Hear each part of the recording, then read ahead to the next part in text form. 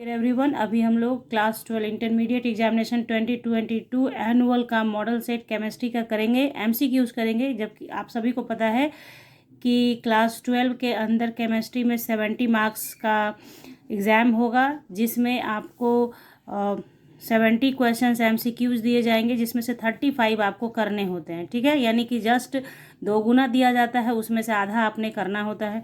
20 आपके 2 मार्क्स के क्वेश्चन होते हैं, जिसमें 10 आपको करने हैं और 6 में से 3 आपको करने होते हैं। ये सारी बातें यहाँ लिखी हुई हैं, जो आगे के पेज पर 3 पेज तक आपको इंस्ट्रक्शंस दिए हुए हैं, उसको आप पढ़ें, भली भांति पढ़ लें, क्योंकि एकदम यही इंस्ट्रक्शन सेम टू सेम लिखा हुआ आपके पेपर पे आएगा, तो आपके दिमाग में कुछ कुछ बातें रहेंगी। ठीक है, तो चलिए स्टार्ट करते हैं अपना क्वेश्चन बनाना। तो अभी हम लोग 35 1 से 35 करेंगे, उसके अगले वीडियो में हम लोग 35 के आगे वाला करेंगे। ठीक है, तो चलिए पहला क्वेश्चन कि फर्स्ट क्वेश्चन है, which of the following is non crystalline solid. ठीक है, तो देखिए इसमें कौन सा आंसर जाएगा। P4O10 जो होता है ये फ्यूम होता है, P4 जो होता है वैक्सी सॉलिड होता है, ग्रेफाइट तो क्रिस्टलाइन होता ही होता है। तो आंसर हमारा कौन सा हो जाएगा, प्लास्टिक। ओके, क्वेश्चन नंबर 2 दे रखा है, the number of atoms in body centred unit cell. तो बॉडी सेंटर्ड यूनिट सेल में नंबर ऑफ एटम्स कितने होते हैं, 8 कॉर्नर पे और एक उसके बॉडी के सेंटर में, तो वो हो गया 2। ठीक है, क्वेश्चन नंबर 3 है, देखिए क्वेश्चन नंबर 3 है, the number of Bravais lattice in cubic crystal. देखिए यहाँ पे क्लियर किया है कि क्यूबिक क्रिस्टल में कितना ब्रेविज लेटिस है, तो उसका आंसर होगा 3। अगर ये पूछता कि number of Bravais lettuce possible तो 14 होता, अगर सिर्फ ब्रेविज लेटिस पूछता तो 14 होता, लेकिन यहाँ ये कर दिया है आइडेंटिफाई कि क्यूबिक क्रिस्टल में बताना है, तो उसके 3 होते हैं, primitive, body centred and face centred. ठीक है, तो 3 होगा इसका आंसर। ठीक है, क्वेश्चन नंबर 4 है, which defects causes decrease in density of crystal.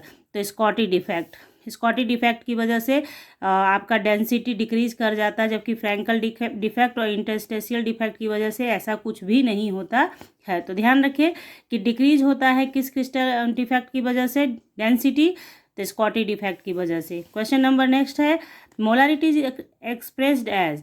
तो मोलारिटी का मतलब होता है number of moles per litre of solution, तो उसका यूनिट क्या हो जाएगा, मोल पर लीटर, मोल पर लीटर। ठीक है, अब देखिए क्वेश्चन नंबर 6 कहता है, if 18 gram of glucose is present 1000 gram of solvent the solution is said to be. तो देखिए पहले तो यहाँ पे आपने देख लिया कि 1000 ग्राम सॉल्वेंट कह रहा है, इट मीन्स कि ये मोलल होगा। मोलर तो हो नहीं सकता है, क्योंकि जब सॉल्वेंट का बात होता है, ग्राम ऑफ सॉल्वेंट, तो हम लोग डेफिनेशन जानते हैं मोलल का क्या, मोलालिटी का, number of moles of solute present in 1000 gram of solvent या 1 kg ऑफ सॉल्वेंट। ठीक है, तो ये दोनों तो ऑप्शन मेरा ऐसे भी कट गया, तो यही 2 बचा, तो इसको बना के देखिए। ठीक है, तो डेफिनेशन के हिसाब से इसको बनाएंगे। तो देखिए मोलालिटी का क्या होता है, वेट ऑफ सॉल्यूट बटे मॉलिकुलर वेट ऑफ सॉल्यूट 1000 इन बटे वेट ऑफ सॉल्वेंट इन ग्राम। ठीक है, तो वेट ऑफ सॉल्यूट तो 18 ग्राम दे रखा है, और मॉलिकुलर वेट ऑफ सॉल्यूट कैसे निकालेंगे आप, तो आपका सॉल्यूट ग्लूकोज है यानी C6H12O6 है ना। तो इसका जब आप निकालेंगे तो कितना आएगा, देखिए 12 × 6 प्लस 1 × 12 प्लस 6 × 16, इसको जब आप सॉल्व करेंगे कितना, कार्बन का, एक कार्बन का 12 होता है, तो 6 का 12 × 6, फिर आपका एक का हाइड्रोजन का 1, तो 12 × 1 और 6 × 16, ऑक्सीजन का 16 होता है, इसको ऐड करेंगे तो 180 हो जाएगा। तो यहाँ क्या हो गया, 180/1000, सॉल्वेंट का वेट 1000 ग्राम दे रखा है, तो ये 1000 से 1000 पूरा कैंसिल, तो आपका कितना आ गया, 0.1 मोलल आया। तो ये बना के ही आपको आंसर करना होगा, मतलब तुक्का नहीं मार दीजिएगा। ठीक है, तो यहाँ पे हमारा ऑप्शन कौन सा जाएगा, बी, 0.1 मोलल। ठीक है, तो देखिए क्वेश्चन नंबर 7 है, the colligative properties of dilute solution depends on. तो क्या हो जाएगा, हम सभी को पता है कि कॉलिगेटिव प्रॉपर्टीज डिपेंड करता है number of particles of solute, number of particles of solute. Okay, clear. Question number 8 है, the osmotic pressure of solution is expressed by the relation. तो देखिए ऑस्मोटिक प्रेशर का रिलेशन होता है क्या, पाई इक्वल टू CRT। तो अगर ये दिया हुआ होता कहीं पे तो यही टिक लगाते, लेकिन क्या दिया है यहाँ पे देखिए और कोई रिलेशन समझ में नहीं आएगा बी के अलावे। बी में है ना कि पाई बाई सी लिख दिया, इस सी को इधर ले आया और RT को ऐसे छोड़ दिया। तो ये आपको ये चीज़ मेन जो है ये है, इसको याद रखिए और उसके अकॉर्डिंग देखिए कौन सा सही जाएगा। अगर डायरेक्ट ये दिया तो सही, और नहीं तो फिर इस तरह से करके देखिए कि कौन किस मतलब इस रिलेशन के हिसाब से कौन सा सही है। तो आंसर हो गया बी। ओके, तो देखिए क्वेश्चन नंबर 9 है the amount of electricity required to deposit 1 mole of copper from copper sulphate solution is. तो इसको भी आपको बनाना है। तो देखिए कॉपर सल्फ यहाँ पे दिया है copper from copper sulphate solution. तो इक्वेशन क्या होगा, Cu2+ आयन को 2 इलेक्ट्रॉन चाहिए होगा कॉपर सॉलिड बनने के लिए। ठीक है, तो वी नो दैट कि 1 mole of copper requires 2 mole of electrons. देख रहे हैं कि एक कॉपर को बनने के लिए 2 इलेक्ट्रॉन का नीड है, इसलिए 2 फराडे आंसर हो जाएगा। ये इसलिए बता दिया कि अगर कोई और भी क्वेश्चंस हो तो आप इसी अकॉर्डिंग करेंगे। यहाँ पे मुझे 2 इलेक्ट्रॉन्स का नीड था तो 2 इलेक्ट्रॉन तो 2 फराडे। अगर आपके इक्वेशन में 3 इलेक्ट्रॉन का नीड होगा तो 3 फराडे हो जाएगा। ठीक है, तो इस तरीके से क्वेश्चन नंबर 9 का आंसर हुआ सी। ओके, तो देखिए क्वेश्चन नंबर 10 है हमारा which one is the correct equation which represents Faraday first law of electrolysis. तो इसमें हमारा ऑप्शन होगा बी, M=ZCT। M=ZQ भी लिखते हैं, जिसको बाद में Q की जगह लिख सकते हैं ZCT। ठीक है, कभी कभी Z×IT भी कहीं कहीं मिलता है आपको, तो कंफ्यूज नहीं होंगे आप। यही है आपका इक्वेशन बी, ZCT। M=ZCT। देखिए क्वेश्चन नंबर 11 दे रखा है which of the following changes takes place when the concentration of solution is decrease. तो इन सारे ऑप्शंस में से ऑप्शन ए सही होगा, molar conductance increases. Molar conductance increases. Question number 12 है हमारा which of the following is not a primary cell. Which of the following is not a primary cell. तो आंसर होगा galvanic cell. Galvanic cell primary cell नहीं होता है। ठीक है, तो देखिए क्वेश्चन नंबर 13 है which of the following factors affect the rate of reaction. तो देखिए ऑप्शन है temperature, pressure, concentration, all of the above. तो ये तीनों अफेक्ट डालता है रेट ऑफ रिएक्शन पे, तो आंसर हो गया ऑल ऑफ द अबव। ठीक है, क्वेश्चन नंबर 14 है the unit of rate constant for the zero order reaction is. तो देखिए जीरो ऑर्डर रिएक्शन के लिए होता क्या है, कॉन्सेंट्रेशन, कॉन्सेंट्रेशन बाई टाइम। ठीक है, तो कॉन्सेंट्रेशन को मोल पर लीटर से और टाइम को सेकंड से, तो मोल पर लीटर पर सेकंड। तो जिसमें भी है ये ऑप्शन वही ऑप्शन आपका सही होगा। ठीक है, तो आप इस ऑप्शन के हिसाब से देखिए मोल पर लीटर पर सेकंड आपका ए है, तो ए ही आपका आंसर होगा। ठीक है, क्वेश्चन नंबर 15 है हमारा कि इफ़, ये बहुत इंपॉर्टेंट क्वेश्चन है, बहुत बार पूछा हुआ क्वेश्चन है, इसको बनाना भी सीखना है आपको। If 75% of first order reaction is completed in 32 minutes then the time required for 50% completion is. तो इसको बनाएंगे। तो देखिए यहाँ पे फॉर्मूला लगाएंगे T75% equal to T × T50% कम्प्लीटेशन के लिए। तो T75% कम्प्लीट होता है 32 मिनट्स में, तो इक्वल्स टू 250%। तो 250% यहीं रह गया, और 2 से ये इधर आ गया 2, तो डिवाइड हुआ तो 16 मिनट, यानी 50% कम्प्लीटेशन में कितना वक्त जाएगा आपका, 16 मिनट जाएगा। तो आंसर हो गया सी। ठीक है, तो देखिए क्वेश्चन नंबर 16 है if the rate of chemical reaction is expressed in the following manner, rate equals to then the order of reaction would be. तो देखिए जो इतना दिया रहता है तो जिसके जो कॉन्सेंट्रेशन के ऊपर जो पावर होता है उसको ऐड कर लेते हैं। तो इसके ऊपर 2 है, इसके ऊपर कुछ नहीं तो 1, तो 2 + 1 3, तो हमारा ऑर्डर ऑफ रिएक्शन 3। ओके, उसी तरीके से आप हमेशा बनाइएगा। क्वेश्चन नंबर 17 है हमारा, देखिए नेक्स्ट क्वेश्चन है question number 17 the heat of adsorption for physical adsorption is. तो इसका आंसर याद कर लीजिए कि फिजिकल एडजॉर्प्शन के लिए 20 से 40 किलो जूल पर मोल होता है। और अगर यहाँ पे केमिकल एडजॉर्प्शन पूछ दिया आपको, मान लीजिए कि आप फाइनल एग्जाम में बैठे हैं, वहाँ पूछ दिया केमिकल एडजॉर्प्शन, तो उसका भी याद कर लीजिए, होता है आपको 80 to 40 किलो जूल पर मोल। तो ध्यान रखिए, मान लीजिए यहाँ पे आपको मॉडल पेपर में फिजिकल एडजॉर्प्शन दिया है, हो सकता है आपके फाइनल पेपर पे केमिकल एडजॉर्प्शन दे दे, तो इस तरीके से। ठीक है, question number 18 the substance which reduces the surface tension of water is called. तो सरफेस टेंशन कौन कम करता है वाटर का, तो सरफेक्टेंट। ठीक है, सरफेक्टेंट क्या करता है, जब आप डालते हैं तो सरफेस टेंशन कम कर देता है। नेक्स्ट क्वेश्चन, देखिए क्वेश्चन नंबर 19 है, which of the following form colloidal solution in water. तो कोलाइडल सॉल्यूशन कौन बनाता है, तो स्टार्च बनाता है। स्टार्च बनाता है क्या, कोलाइडल सॉल्यूशन विथ वाटर। ठीक है, अब देखिए क्वेश्चन नंबर 20 है, which of the following is an emulsifier. तो इसमें से इमल्सीफायर कौन है, तो जैसे कोलाइडल सॉल्यूशन स्टार्च बनाता है, सरफेस टेंशन कम करता है सरफेक्टेंट, उसी तरह से इमल्सीफायर कौन बनाता है, soap. Which of the following is an emulsifier, तो इमल्सीफायर कौन है, सोप है। ठीक है, फिर देखिए नेक्स्ट है question, calamine is an ore of which of the following metal. तो कैलामाइन का फॉर्मूला होता है ZnCO3। तो किसका ओर हो गया, जिंक का हो गया ना, तो जिंक हमारा आंसर हुआ। ठीक है, नेक्स्ट क्वेश्चन है, which of the following metal is purified by Mond's process. तो देखिए मोन्स प्रोसेस से आपके निकेल को प्यूरिफाई किया जाता है, निकेल को याद रखना है इसको, निकेल मोन, N से निकेल, M से मोन प्रोसेस। ठीक है, नेक्स्ट क्वेश्चन है, which of the following is a reducing agent in thermite process. तो थर्माइट प्रोसेस में रिड्यूसिंग एजेंट का काम करता है एल्यूमिनियम, क्योंकि एल्यूमिनियम को ही थर्माइट प्रोसेस से कॉन्सेंट्रेट करते हैं, आप प्यूरिफाई करते हैं। ठीक है, नेक्स्ट 24 क्वेश्चन है, which of the following is obtained as slag during the extraction of iron. तो आयरन के एक्सट्रैक्शन के समय क्या होता है, CaCO3 डाला जाता है, तो ये ब्रेक कर जाता है CaO प्लस CO2 में, और यही CaO जो है सिलिका के साथ रिएक्ट करता है और बनाता है कैल्शियम सिलिकेट।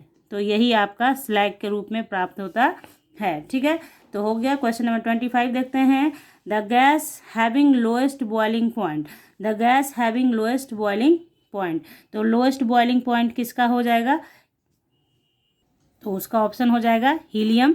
ठीक है, हीलियम का लोएस्ट बॉइलिंग पॉइंट होता है। नेक्स्ट क्वेश्चन देखिए, नेक्स्ट क्वेश्चन है, which of the following does not form hydrogen bond. इनमें से हाइड्रोजन बॉन्ड कौन नहीं बनाता है, तो HCl, NH3 बनाता है, H2O बनाता है, HF बनाता है, HCl ही नहीं बनाता है। ठीक है, oxygen and ozone are allotropes होते हैं दोनों, ऑक्सीजन एंड, तो ऑक्सीजन एंड ओजोन एलोट्रॉप्स होंगे। ठीक है, क्वेश्चन नंबर नेक्स्ट है हमारा, which of the following is dibasic acid. ये बहुत पॉपुलर क्वेश्चन है, अक्सर आता है। तो देखिए NH3 तो बेस है, लेविस बेस है, तो इसको पहले ही आप हटा दीजिए। ठीक है, उसके बाद बारी आती है आपकी इन तीनों में। तो इन तीनों में देखिए ये आपका ऑप्शन सही है ए, H3PO3 में 2 OH बॉन्ड होते हैं, इसलिए 2 H रिप्लेसेबल होता है, इसलिए डायबेसिक एसिड हुआ H3PO3। ठीक है, H3PO3 को डायबेसिक एसिड है। नेक्स्ट क्वेश्चन नंबर 29 है, the position of transition element in periodic table is with in D block. ये बहुत आसान क्वेश्चन है, और इसी के साथ आपको बता दूं कि मैंने MCQs के शॉर्ट्स डाले हुए हैं, उसका प्लेलिस्ट है, आप लोग एक बार प्लेलिस्ट को विजिट करें, देखें, आपके लिए बहुत यूजफुल होगा। ऐसे क्वेश्चंस आपके लिए वहाँ पे मिलेंगे और आप प्रैक्टिस कर सकते हैं। ठीक है, सुन सकते हैं, सुनेंगे याद हो जाएगा। ठीक है, तो क्वेश्चन नंबर 30 है हमारा, which of the following is a pair of transition element. तो ट्रांजिशन एलिमेंट का पेयर इस सब में से कौन है, तो कॉपर और फेरस। बहुत इजी क्वेश्चन है, बहुत आसानी से आप कर सकते हैं। ठीक है, उसके बाद देखिए ट्रांजिशन मेटल से ही लगातार क्वेश्चन है, 29 भी आपका ट्रांजिशन मेटल का रहा, 30 भी ट्रांजिशन मेटल का, और 31 भी आपका ट्रांजिशन का ही है। ठीक है, और 32 भी है, तो यानी 4 नंबर का क्वेश्चन एक ही जगह डाल दिया। फिर देखिए यहाँ, तो क्रोमियम का इलेक्ट्रॉनिक विन्यास यानी इलेक्ट्रॉनिक कॉन्फ़िगरेशन क्या होगा। तो देखिए ये सारा दे रखा है, लेकिन सही कौन सा है, बी सही है हमारा, बी सही है। आर्गन 3d5 4s1 यहाँ पे हो जाता है कि होना, आप लिखेंगे तो ऐसा लगेगा, लेकिन ड्यू टू हुंड्स रूल क्या होता है कि आप स्टेबिलिटी के लिए इलेक्ट्रॉन जंप कराते हैं और इसको हाफ फिल करते हैं, इसको फुल फिल करते हैं। तो ये पे यहाँ पे एक्सेप्शन रहता है, क्रोमियम और कॉपर के केस में एक्सेप्शन रहता है, तो उसको ध्यान में बनाए रखिए, क्योंकि ऐसे क्वेश्चन जरूर पूछे जाते हैं। ठीक है, क्वेश्चन नंबर 32 है हमारा। देखिए question number 32, in which of the following elements electrons are gradually filled in 4f orbitals. 4f orbital लिखा है तो लेंथेनाइड होगा, 5f लिखता तो एक्टिनाइड्स होता है, क्योंकि एक्टिनाइड्स में 5f में जाता है, 4f में जा रहा है तो लेंथेनाइड। मतलब हर चीज़ आपको डिस्कस करके बताती जा रही हूँ, ताकि आप मान लीजिए यहाँ 4f दिया है, आपके मॉडल सेट में 5f दे देगा फाइनल पेपर पे, इसलिए। ठीक है, अब बारी आती है इनकी 33 वाले की। ठीक है, तो देखिए इसमें आपको बनाना पड़ेगा, जैसे दिया है FeCN6 3 माइनस में Fe का ऑक्सीकरण अवस्था यानी ऑक्सीडेशन स्टेट क्या है, तो इसको निकालते हैं हम। देखिए इसको निकालिए, जैसे कैसे है, जैसे दिया हुआ है क्या, FeCN होल 6 3 माइनस ये दिया हुआ है। Fe का ऑक्सीकरण अवस्था निकालना है तो इसको x मान लीजिए। तो x प्लस साइनाइड है, तो साइनाइड जो लिगेंड है निगेटिव लिगेंड है और एक माइनस चार्ज होता है, तो 6 इंटू -1 और ओवरऑल -3 है तो ओवरऑल -3 इधर लिखते हैं। तो x -6 बराबर -3 उसी, इसलिए x इक्वल्स टू कितना -3 प्लस इधर आके +6 हो जाएगा, तो आपका आ गया +3। तो ऑक्सीडेशन स्टेट फेरस का क्या हो गया हमारा +3, तो ऑप्शन हो गया बी। ठीक है, क्वेश्चन नंबर नेक्स्ट भी आपको बनाना होगा, इसलिए देखिए यहाँ पे ट्रांजिशन मेटल से ही क्वेश्चन है। जैसे दे रखा है the hybridization in copper NH3 whole 4 और पावर 2+ है। ठीक है, तो इसमें आप हाइब्रिडाइजेशन किसका बताएंगे, जब भी बताते हैं सेंट्रल एटम का ही बताते हैं, तो कॉपर का बताएंगे। तो इसमें देखिए कैसे करना है। तो सबसे पहले जब हाइब्रिडाइजेशन की बात हो तो पहला काम ये करना है आपको, ऑक्सीडेशन नंबर निकालना है कॉपर का, फिर बनाएंगे। ठीक है, तो देखिए इसको, तो यहाँ देखिए सी क्या है आपका, कॉपर है, NH3 है, होल 4 2+, तो कॉपर का मान लो x हो गया, तो x प्लस न्यूट्रल लिगेंड है NH3 इसलिए इसका 0 माना जाता है, न्यूट्रल लिगेंड का 0, तो 4 इंटू 0 बराबर +2 है, तो +2 यानी x बराबर कितना आ गया +2 आ गया। तो आपके कॉपर का ऑक्सीडेशन स्टेट हो गया कितना +2, तो कॉपर का जब +2 होगा तो पहले कॉपर का जब 29 रहता है तो कैसे लिखते हैं इसका आर्गन। ठीक है, आपका 3D10 4s1 ऐसा लिखते हैं। तो 2+ है यानी कि Cu2+ का मतलब क्या हो गया, आर्गन, यहाँ से एक इलेक्ट्रॉन बाहर चला गया, 4s 0 हो गया और 3D से भी एक इलेक्ट्रॉन बाहर चला गया, तो ये 9 हो गया। ठीक है,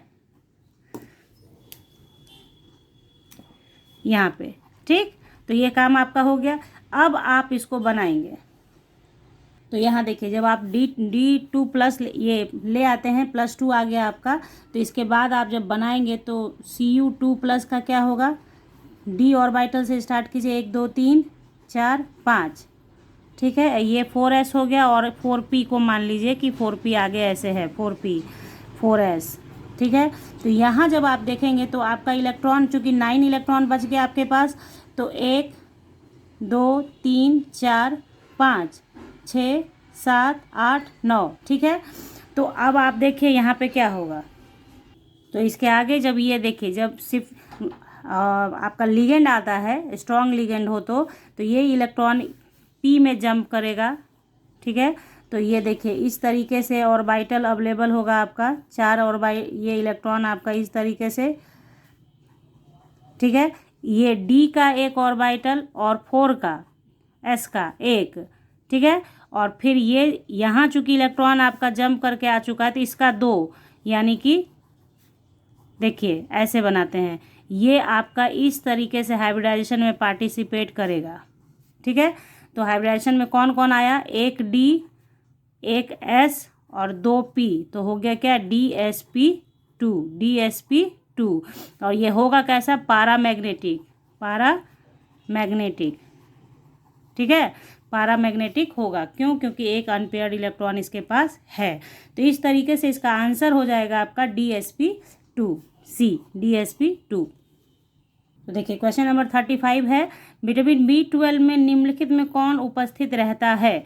तो विटामिन B12 में उपस्थित रहता है कोबाल्ट होता है उसके सेंटर में। तो कोबाल्ट याद कर लीजिए, B12 में क्या पाया जाता है, कोबाल्ट पाया जाता है। तो इस तरह से हम लोगों ने अभी 35 क्वेश्चंस कर लिए हैं। ठीक है, अब आगे हम लोग 35 और 36 से 70 तक का क्वेश्चन अगले वीडियो में करेंगे। यहाँ तक आप प्रैक्टिस करें, और आपको कहीं कुछ प्रॉब्लम क्रिएट होता है, समझ में नहीं आ रहा है कुछ, तो कमेंट सेक्शन में लिखें ताकि उस प्रॉब्लम को दूर किया जा सके। तो thanks for watching, subscribe for more, share more and more with your friends. मिलते हैं आपसे नेक्स्ट क्लास में नेक्स्ट क्वेश्चंस के साथ। तब तक के लिए bye, thank you, take care, have a nice day.